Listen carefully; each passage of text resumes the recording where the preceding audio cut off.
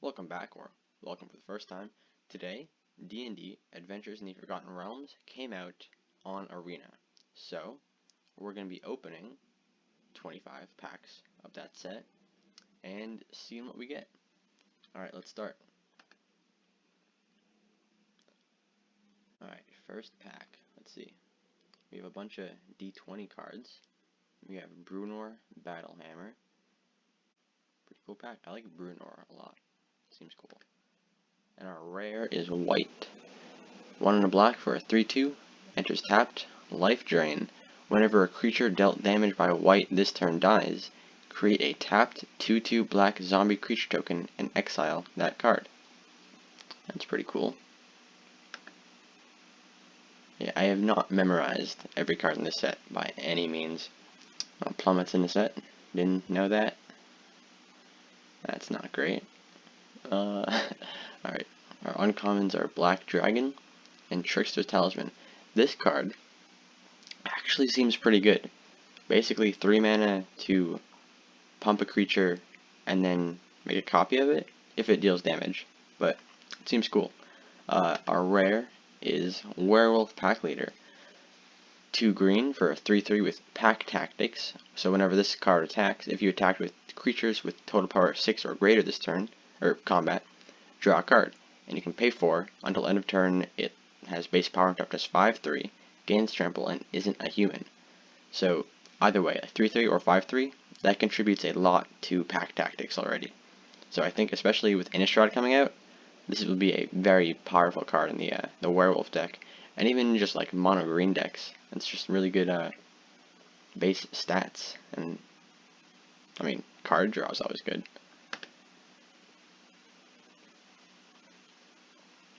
Okay, here in this next one, uncommons are Temple of the Dragon Queen, which I think is definitely going to be like not even a question. You have to play this in the dragon decks with like Tiamat, Drider, and our rare is Nadar, Selfless Paladin.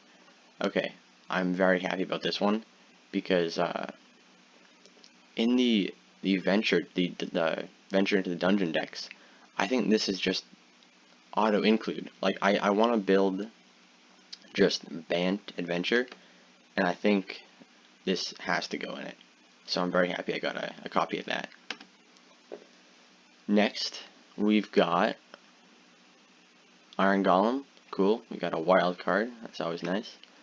Drizzt. Awesome. Alright, 3 green and a white for a 3/3 elf ranger with a double strike. When he enters the battlefield, create Guinevere. I'm sorry if I mispronounced that. A legendary 4/1 green cat creature token with trample. And whenever a creature dies, if it had power greater than Drizzt's, put a number of +1/+1 counters on Drizzt equal to the difference. Cool card. I'm not sure if it sees immediate play or anything, but I mean, Drizzt got a card, so that's awesome. On we go. Okay, uncommons are Bag of Holding and Eccentric Apprentice. Alright, let's open this. Yuan T. Malazan. 1 and a blue for a 2/1. It can't be blocked as long as it's attacking alone, and whenever it deals combat damage to a player, venture. That's sweet. Yeah, like I said, Bant Venture. I think if Adventure, or not Adventure, if Venture is going to be a deck, that's definitely going to be a part of it. Oh, maybe. I'm not sure, actually. Dungeon Map. And Burning Hands. Alright, the Black Staff of Waterdeep is our rare. 1 blue for a legendary artifact. You may choose not to untap the Black Staff during your untap step. You can animate Walking Statue for 1 and a blue and tap it. Another target non-token artifact you control becomes a 4/4 Another target non-token artifact you control becomes a 4/4 artifact creature for as long as the Black Staff remains tapped. Activate only as a sorcery. It seems like a pretty powerful effect in the right deck. We'll just have to see though. Okay, there's another Lightfoot Rogue, and Fly is our uncommon. Lair of the Hydra. Nice, one of those creature lands. Yeah, I think this isn't anything special. I'm not sure if it's better than just crawling barons or anything, but I think it could be in the right deck. Maybe. Not my favorite of the cycle though. All right, another wild card and Battle Cry Goblin. Another card with Pack Tactics. I'm excited for the Goblins deck. I want to see what that is. Wizard's Spellbook. 5 blue for an artifact. You can tap it, exile target instant or sorcery card from your graveyard. Roll a d20. Activate only as a sorcery. 1 through 9, copy that card. You may cast the copy. 10 through 19, copy that card. You may cast the copy, but 10 through 19, copy that card. You may cast the copy by paying 1 rather than paying its mana cost. And 20, copy each card exiled with this card. You may cast any number of the copies without paying their mana costs. So, it is very expensive, but maybe not in Standard, but in Commander, very powerful. Eyes of the Beholder. Fun card. Blue Dragon and Rally Maneuver are our uncommons. Our rare is Dungeon Descent. Enters tapped to add just colorless, and you can 4 and tap it, tap an untapped legendary creature you control, venture into the dungeon only as a sorcery. Sadly, I don't think this is really good at all. I like the flavor. The flavor is very nice, but it enters tapped. You have to pay 4, tap it, so basically 5 mana, and another legendary creature you control. I just don't think this is gonna be good at all, which is kind of disappointing.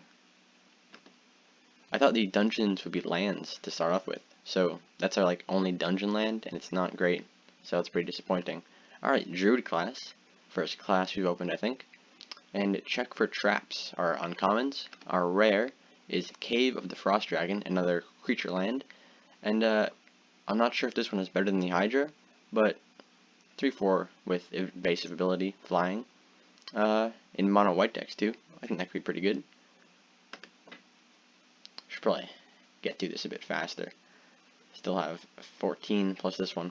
Alright, 3/3 haste goblin, bugbear, nice, and red dragon are our 2 uncommons. Inferno of the Star Mounts is our mythic. A 6/6 flying haste for 4 red. This spell can't be countered, and you can pay 1, gets +1/+0 by air breathing, but when its power becomes 20 this way, it deals 20 damage to any target. I'm excited for this card. I think the dragon deck is just gonna be, I think it has to be good. Like Terror of the Peaks, it's gonna rotate out in a couple months, but we have Terror of the Peaks, Goldspan Dragon, Tiamat maybe, Inferno of the Star Mounts, lots of treasure to ramp with, all the legendary cycle of dragons, maybe the adult gold dragon, we'll see about that, and like some cheap dragon creature types like Dragonborn. Like Nadar is a Dragonborn, but his creature type is dragon. So I think that deck has potential. I think Inferno of the Star Mounts is a great finisher. Just pump a bunch of mana into it, or like you can double its power and toughness with something. I don't know. Okay. Power of Persuasion and a wild card. And our mythic is Xanathar, Guild Kingpin. 4 blue-black for a 5/6 beholder. At the beginning of your upkeep, choose target opponent. Until end of turn, that player can't cast spells. You may look at the top card of the library anytime. You may play the top card of the library, and you may spend mana as though it were mana of any color to cast spells this way. Cool card.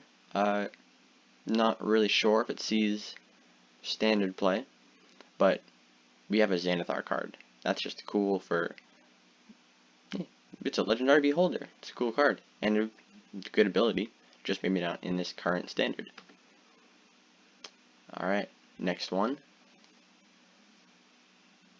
Crittle of Baldur's Gate and Fly Again are our 2 uncommons. And Wish is our rare. Just 2 in a red for a sorcery.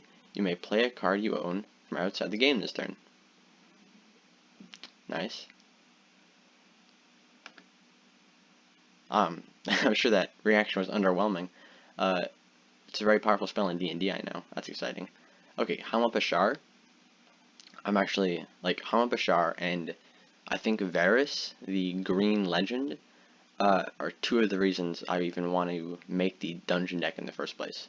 Like, Hama Bashar, Varus, and Nadar, and maybe even that 2-1 unblockable that we saw earlier, could make for such a good dungeons deck. I'm not sure if it's super competitive, but I really want to make it, and I'm glad I'm getting all these enablers for it. Okay, our second copy of the Black Staff of Waterdeep.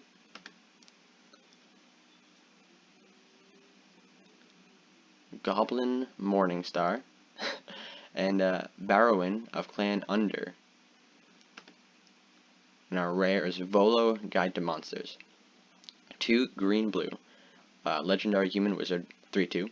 Whenever you cast a creature spell, it does not share creature type with a creature you control or a creature card in your graveyard, copy that spell. This is so cool. I really like this card. Once again, I think mostly in Commander, but I think even in Standard it has potential. That's just such a fun ability. You do have to have a bunch of different creature types, but that is not that hard. Like even here, that's Human Warlock, Rogue, Dwarf Cleric.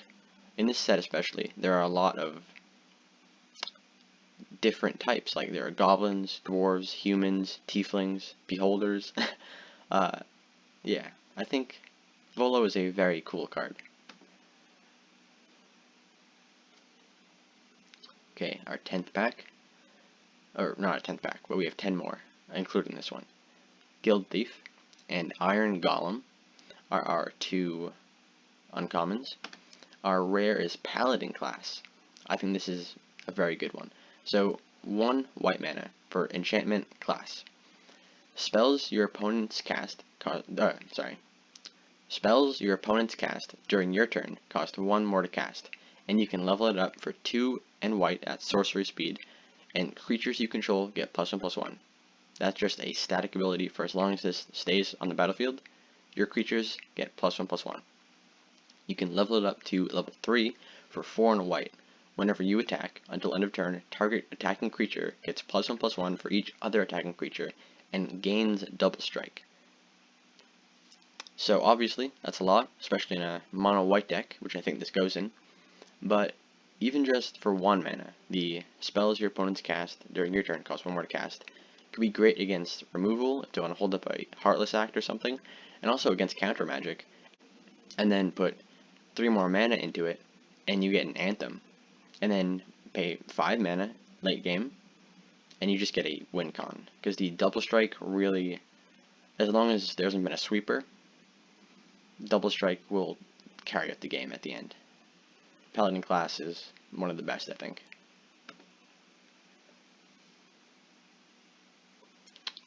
Alright, another class, Warlock class, and 50 feet of rope, which is just awesome. Our rare is Teleportation Circle, 3 and a white for an enchantment. At the beginning of your end step, exile up to 1 target artifact or creature you control, then return that card to the battlefield under its owner's control. So, kind of like Thassa or Yorion.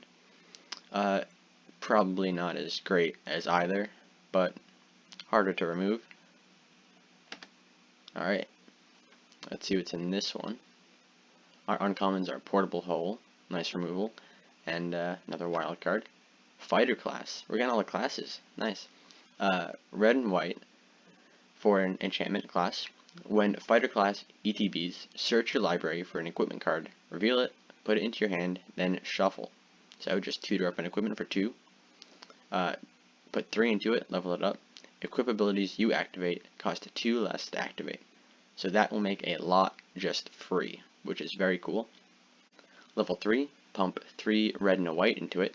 Whenever a creature you control attacks, up to 1 target creature blocks it this combat if able. So get a really big creature with a bunch of equipment, maybe even trample if you have like a Shadow Spear or something, and just get rid of all your opponent's creatures, and then next turn maybe attack with everything and just win the game. I don't think this one is as good as, say, Paladin class, but very cool in the equipment deck. This is definitely going to go in my equipment brawl deck with I think Cole the Hammer is his name. I know Cole. I'm blanking on the actual title, but the dwarf from Call Time is very cool. I like that deck, so that's gonna go into it. All right, Ray of Enfeeblement and a that was a fun little thing, and another Warlock class. Our 2 uncommons. Our rare is Zalto Fire Giant Duke, 3 red for a 7/3 Giant Barbarian with Trample. Whenever Zalto Fire Giant Duke is dealt damage, venture into the dungeon. So 7/3 Trample, that's going to deal a lot of damage, but 3 toughness, it will probably die pretty quickly in combat, or even just a removal. So you'll only probably venture once, if even. I'm not really sure this card's great, but it might be. Because 7/3 Trample, if it even attacks once, it's probably going to get through for some damage.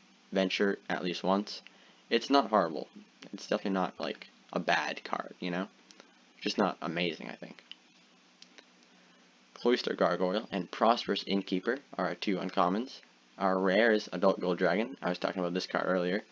3 red-white for a 4/3 dragon with flying, lifelink, and haste. A lot of people have been saying it's a bad card, and you know, it isn't the best card, but you swing with it once, and if you hit, that's an 8 life point swing. And it has haste, so just pay 5, it attacks right away. I'm not sure if it's better than Gold Span Dragon, which is what people have been saying.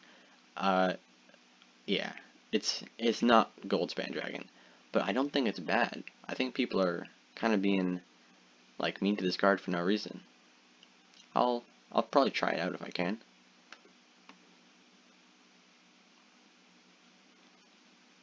You Find Some Prisoners and Magic Missile are our 2 uncommons. Very cool D&D themed uncommons there. Okay, Forsworn Paladin, 1 black for a 1/1 Human Knight with Menace. You can pay 1 and black mana and tap this and pay 1 life to create a treasure token. 2 and a black, target creature gets +2/+0 until end turn, and if mana from a treasure was spent to activate this ability, that creature also gets Death Touch until end turn. So for 1 mana, just a 1/1 Menace with a bunch of late game value, maybe in a Knight's deck that shows up before Eldraine rotates out. This card, I think, has kind of been overlooked, and I think it could maybe see some play, because 1/1 Menace for 1 isn't bad. You can swing with it almost certainly next turn, and then throughout the game, you can make treasure, you can ramp in mono black, and you can just pump creatures and also maybe give it Death Touch. You know, if you have 1 treasure and you have 3 mana open, like 2 lands and the treasure, your opponents will have to think very carefully about where to block if you're attacking, or how to attack if it's their turn, because you can just kill one of their creatures unless it has like first strike or something. So I think this card, I think it will definitely see at least a little bit of play, because it's just value. It's just straight value. Alright, our 2 uncommons are Barbarian class and Dungeon Map. And our rare is Osmodius the Archfiend, 4 black, 6/6 Devil God. Binding Contract, if you would draw a card, exile the top card of the library face down instead, pay 3, draw 7, pay 1, return all cards exiled with Osmodius to their owner's hand, and you lose that much life. Fun card, awesome character, but I think I'm in a consensus with most people when I say this isn't great. Unless you're in like a really life gain deck, even then, you're gonna lose a lot of life if you pay that 1. Maybe you don't have to if you don't like choose to draw 7, but yeah, I just don't think this card sees much play. I'm so happy that Osmodius got a card though, and it's a really good ability for him. I think it really works. Aberrant Mind Sorcerer, and our second Hamapashar, awesome. Mythic Wildcard, that's great. That's going to be very useful. Alright, only 2 more left. Dragon's Disciple and a wild card. Our rare is Eye of Vecna. Just 2 mana for a legendary artifact. When Eye enters the battlefield, you draw a card and lose 2 life. At the beginning of your upkeep, you may pay 2. If you do, draw a card and lose 2. So this is kind of like a new Kaldra. There's Hand of Vecna, and I think Book of Vile Darkness ties it all together. It's not a broken thing. This card isn't broken. The whole 3-card little grouping isn't broken, but very cool, and I think definitely playable. Alright, this is our last pack of the day. Let's see. Reaper's Talisman and Purple Worm. Or Worm. Don't know why I said it like that. Alright, let's see what our last rare or mythic of the day is. Meteor Swarm. X, red, red, red for a sorcery. Meteor Swarm deals 8 damage divided as you choose among X target creatures and or planeswalkers. Alright, that's a red sweeper. Alright. Well, I'm gonna go and make some decks because I'm really excited to, play this new standard. Hope you enjoyed. Hope you are also excited for this new set, and see you in the next one.